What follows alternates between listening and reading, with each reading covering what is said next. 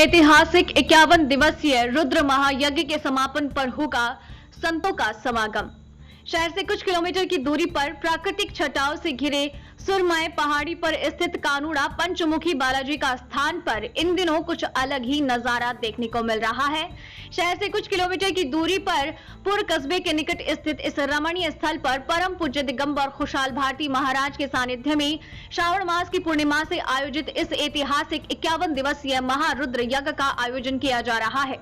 पत्रकारों से बातचीत करने पर महाराज ने बताया कि बालाजी के इस स्थान पर पूर्व में श्रीमद् भागवत का भव्य आयोजन किया गया और अभी वर्तमान में कथावाचक पंडित आशीष चाष्टा द्वारा राम कथा का आयोजन किया जा रहा है, जिसके बाद 12 तारीख से श्री शिव महापुराण का आयोजन होगा।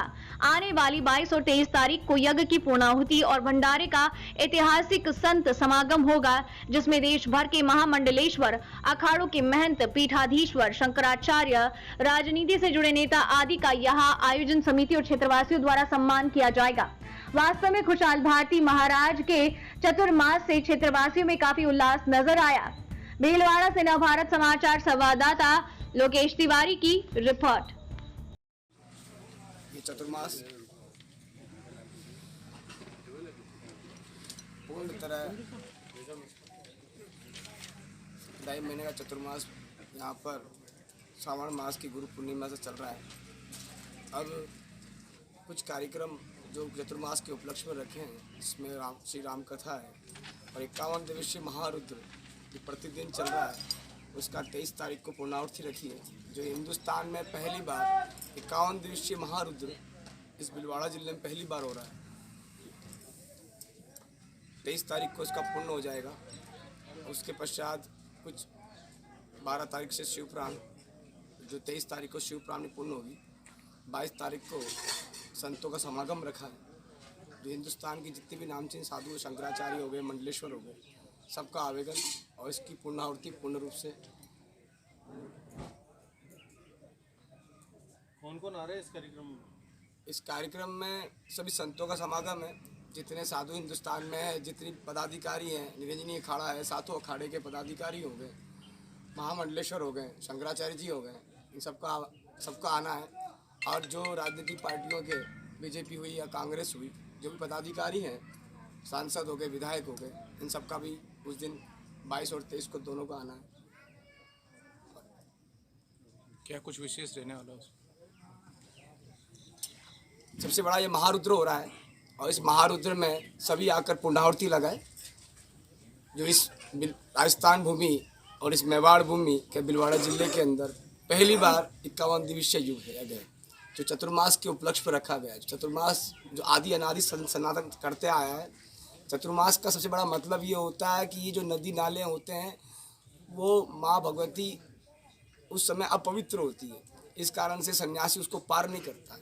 इस कारण से वो एक जगह बैठकर अपना भजन करता है और चतुर्मास के जो नियम होते हैं, उन नियमों की पालना करता है।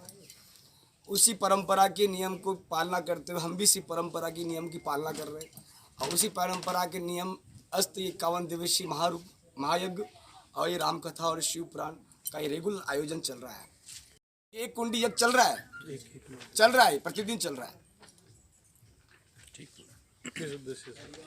राष्ट्रीय चेतना, विश्व शांति के उपलक्ष्य पे ये महारुद्र यज्ञ चल रहा है और ये उपदेश लेकर इस यज्ञ की शुरुआत की गई थी और 30 दिन यज्ञ को हो चुके हैं।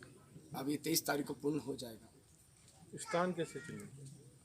इस स्थान का चयन कैसे हुआ? बहुत 4-5 साल से भीलवाड़ा में आने की लोगों की सबकी थी, बापू एक बार चतुर्मास भीलवाड़ा हो। तो अचानक ही ये जो पूर्ण नगरी है, ये 9 नाथों की तपोस्थली रही, इसीलिए इस भूमि को पवित्र माना गया। उसलिए तालाब का, हम लोगों को संन्यास को एक तालाब का किनारा चाहिए, कि जल का किनारा होना चाहिए। तब वहाँ गाँव की बस्ती और नगर लोगों ने सपने के बापू ये स्थान आपके लिए उचित है, साधु का भजन करना है, कहीं भी भजन करना है, तो इसलिए उचित मानकर।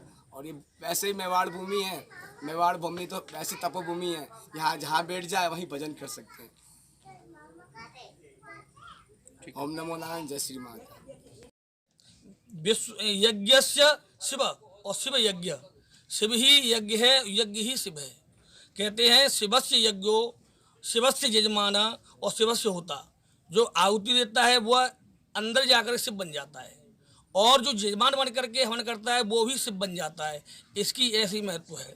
जहाँ जहाँ यज्ञ होती है वहाँ 100 वर्षों तक, इसका प्रमाण है कि 100 वर्षों तक वहाँ कभी भी अकाल नहीं पड़ता है। हमारे जो पूर्वज थे रंतदेव महाराज, उन्होंने भी यज्ञ कराई थी, अकाल पड़ गया था तो 100 वर्षों तक वहाँ पर पानी नहीं बरसा था। यज्ञ होने से 1000 वर्ष तक पानी बरसता रहा। तो मेरा कहने का मतलब ये है, जिस भूमि पर जो यज्ञ होती है वहाँ पर सभी देवता प्रसन्न रहते हैं और धन की और वृद्धि करते हैं, बरसात करते हैं, जिससे पूरा वातावरण और जलमय हो जाता है और एक समाज को दिशा मिलती है। इसलिए मैं ये कहता हूँ, जितनी भी यज्ञ जहाँ पे भारत में होती हैं, हिंदू राष्ट्र जो भी करता है यज्ञ, उसमें हम सबको भाग लेना चाहिए और जाकर के संतों को दर्शन करना चाहिए और यही परम लाभ मिलता है। कहाँ के मूलतः कहाँ के हैं आप?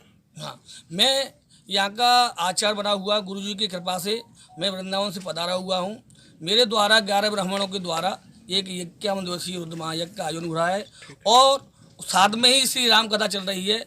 वो आशीष जी चाष्टा जी उसका वाचन कर रहे हैं। वो कपासन से पधारे हुए, चित्तौड़गढ़ से पधारे हुए हैं। इसके बाद में 22 तारीख से 12 तारीख से आगरा से एक महान विभूति आएंगी जिसका नाम है सुशील जी महाराज। वो शिव महापुराण का वाचन करेंगे और यहाँ पर 23 तारीख को इसकी पूर्णाहुति होगी। और इससे एक दिन पहले जो 22 तारीख आएगी उसमें देश विदेश से महंत और शंकराचार्य की आने की संभावना है। बड़े बड़े संत यहाँ एकत्रित होंगे। मेरा सभी से निवेदन है कि सभी लोग आएँ, उनके दर्शन करके लाभ प्राप्त करें और अपने जीवन को कृतार्थ बनाएं।